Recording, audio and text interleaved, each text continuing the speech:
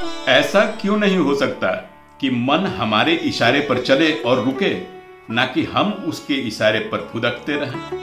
Psychology इसे wandering mind कहता है, न्यूरोसाइंस इसे डोपामाइन लूप कहता है और एक कवि कहता है बावरा मन। क्या हम अक्सर वही भूल जाते हैं जिसके लिए हम बैठे थे और खुद से प्रश्न करने लगते हैं कि अरे बावरा मन अब तू किधर चला? नमस्कार, मैं गजेंद्र अंतर यात्रा के आज की प्रस्तुति में आपका स्वागत है। मित्रों, मानसिक अस्थिरता इतनी बढ़ चली है कि कहीं भी किसी भी एक बिंदु पर हम बैठ के स्थिर रूप से कुछ जान समझ सीख सकते ही नहीं है।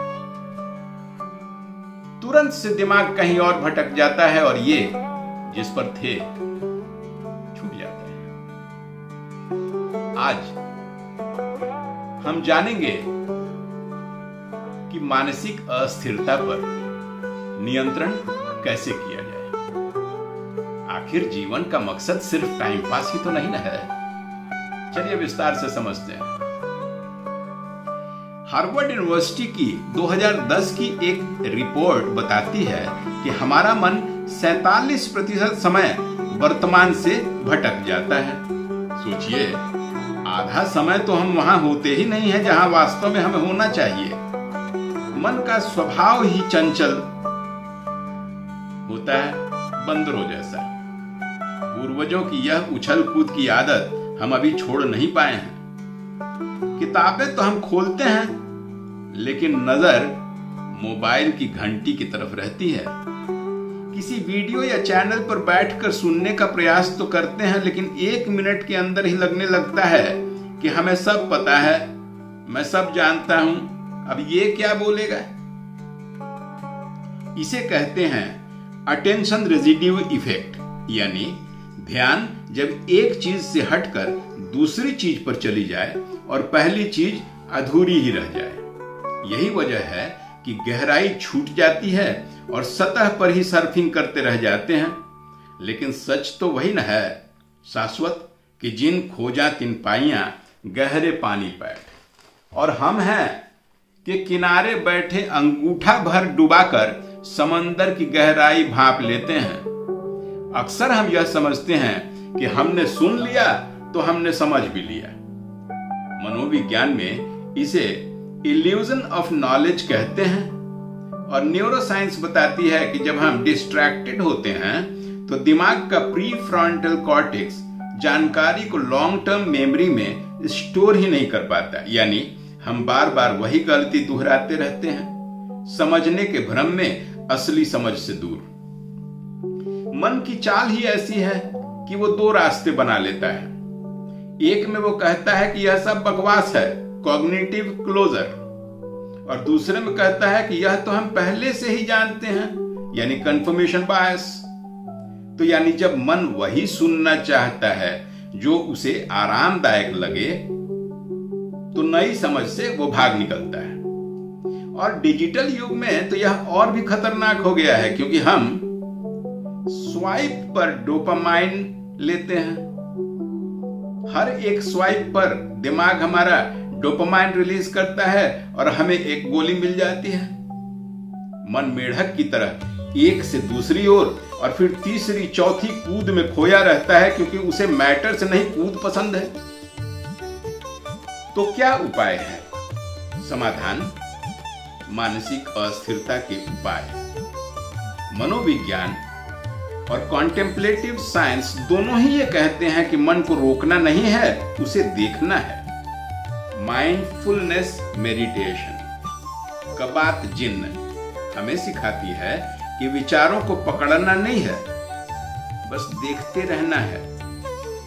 कॉग्निटिव बिहेवियरल थेरेपी बताती है कि मन के पैटर्न को पहचानिए और फिर माइंडफुली धीरे धीरे उसे बदलने का कॉशस और कॉन्शियस प्रयास कीजिए। अवेयरनेस आते ही चंचलता घटने लगती है और अवेयरनेस के लिए तो ठहर कर अपने अंदर देखना पड़ेगा। तो 4 उपाय बताता हूं कंसंट्रेशन बढ़ाने के, यानी मानसिक अस्थिरता को नियंत्रित करने।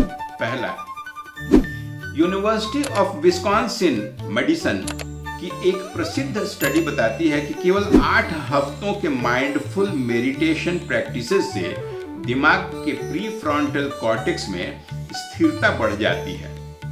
यही हिस्सा हमारी एकाग्रता और निर्णय क्षमता का केंद्र है। योग परंपरा में इसे ही कहा जाता है योगश्चित्त वृत्ति निरोधः। योग से चित्त की सभी वृत्तियों को शांत किया जा सकता है। दूसरा उपाय, डीप वर्क। कॉल न्यूपोर्ट का सिद्धांत है कि जब हम डिस्ट्रैक्शंस से दूर रहकर लगातार ब्लॉक्स में किसी एक ही कार्य पर ध्यान देते हैं तो दिमाग की एफिशिएंसी कई गुना बढ़ जाती है। वैज्ञानिक भाषा में कहें तो न्यूरॉन्स के चारों ओर मायलिन शीथ मजबूत हो जाता है और मन अधिक अनुशासित हो जाता है। तो डीप वर्क। तीसरा उपाय है डिलेड ग्रेटिफिकेशन की आदत।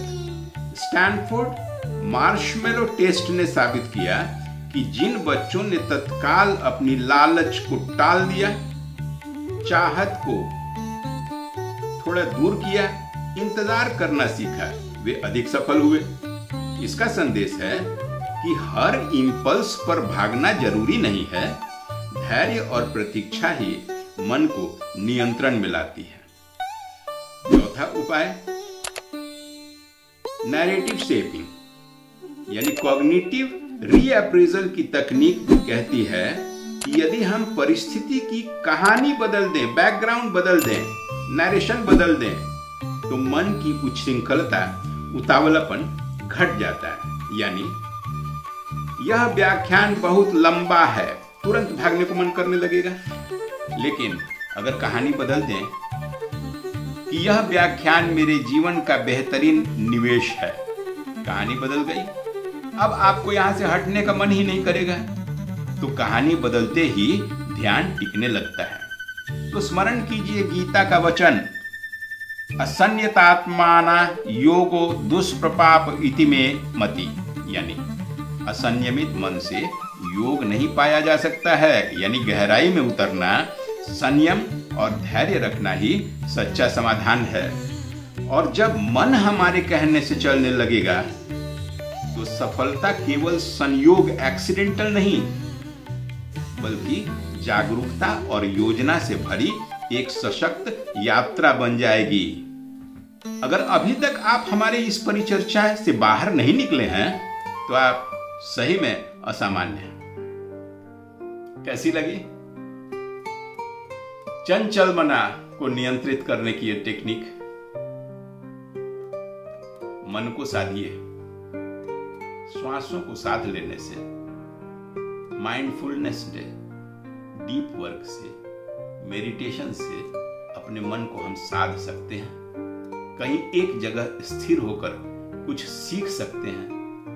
अपने व्यक्तित्व में जबरदस्त परिवर्तन कर सकते हैं। आज के लिए इतना ही मित्रों। अगली परिचर्चा में हम एक और नए संदर्भ के साथ आपके साथ मिलते हैं। तब तक के लिए नमस्कार।